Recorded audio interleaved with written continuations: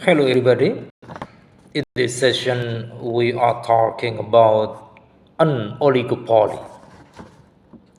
An oligopoly is a type of market structure in which a small number of firms control the market.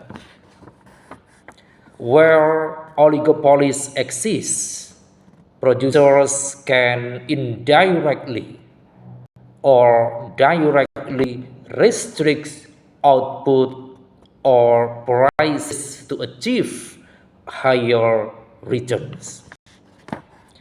A key characteristic of an oligopoly is that no one firm can keep the others from having significant influence over the market. An oligopoly differs from a monopoly in which one firm dominates a market. And we move to the oligopoly characteristics. An oligopoly exists when two or more firms dominate an industry. A few key oligopoly characteristics include small number of firms, pricing driven by the oligopoly, high barrier to entry, and similar products or services. The key players and number of firms that make up an oligopoly vary and may be constantly evolving depending on the industry. The main competitors may change as mergers and acquisitions occur and as some companies dissolve and go out of business.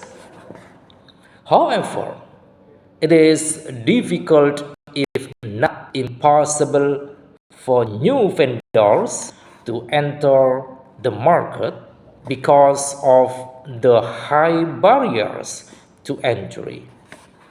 Infrastructure costs, intellectual property costs, and high startup costs discourage new entries into the market. The firms involved in the oligopoly all have similar, if not identical, products and services, and each company's control over pricing could be anywhere from low to high. Generally, if one vendor has a significant reduction in price, others soon follow to maintain their share of the market. Pricing is heavily impacted by the behavior of other firms in the oligopoly. And then the types of oligopoly market. The first types, pure oligopoly market. A pure oligopoly market is a market that specifically offers one type of product but with many variations. Even though there is only one type of item, the prices for one item and another are almost identical. In this oligopoly market, market policy is almost entirely influenced by the main producer, which makes this market a pure oligopoly market. And then the second, collusion oligopoly market. A collusive oligopoly market is where almost every producer or company cooperates, especially when they want to increase the price of a product or service. This kind of collaboration creates the perception that competition between manufacturers is not too intense, especially regarding price. And then the third, non-collusion oligopoly market. A non-collusive oligopoly market is a type of market where every company that wants to change the price of goods or services needs to pay attention to the conditions and developments that occur in its competitors, and every company takes these steps to grow in this market while its competitors cannot easily keep up with these price changes. And then fourth, differentiated oligopoly market. A differentiated oligopoly market is a market that focuses on one type of product but with price differences between the producers or companies offering it.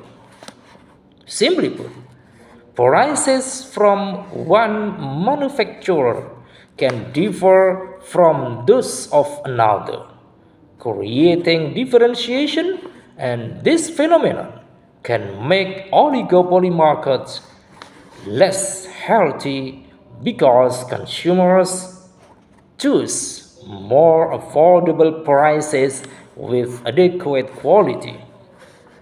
And then, how does an oligopoly work in economics? An oligopoly is defined as a market in which the industry is dominated by a few companies that are each influential participants in the market.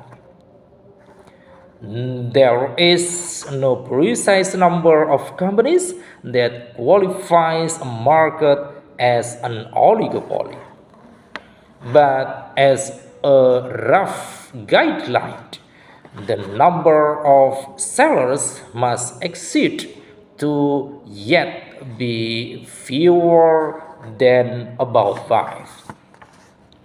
The oligopoly market structure forms from a limited number of companies possessing a substantial portion of the market, coupled with stiff competition and high barriers to entry.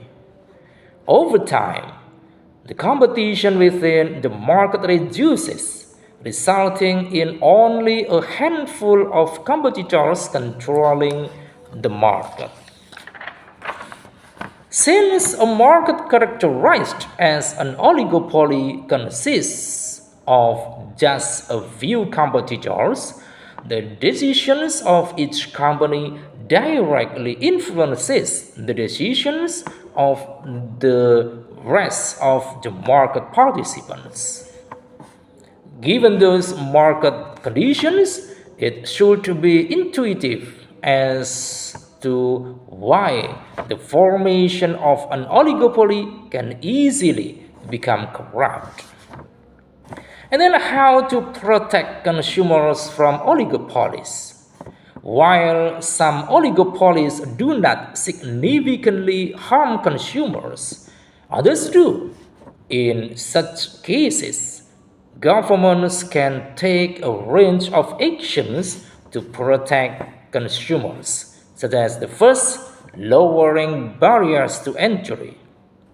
By incentivizing new companies, by providing tax relief, special grants, or other financial aid, new firms that are not part of the collusion agreement will pull the industry closer to a project competition state where prices are lower. And then the second, price ceilings. Price ceilings can be implemented to limit how high prices in an oligopoly are set. Another third, antitrust laws. Imposing strict penalties for breaching antitrust laws can deter firms from excessive price manipulation.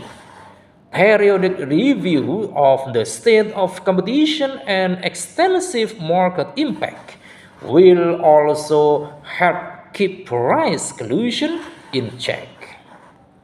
To limit competition, the leaders of participating companies might align their service practices. For example, companies in a phone service oligopoly might offer the same basic levels of data plans and have similar terms of service. Over time, these practices can become standard in an industry. I think it is enough for this session. Thanks for watching, and don't forget, give this channel with your like, comment, subscribe and share. Thank you.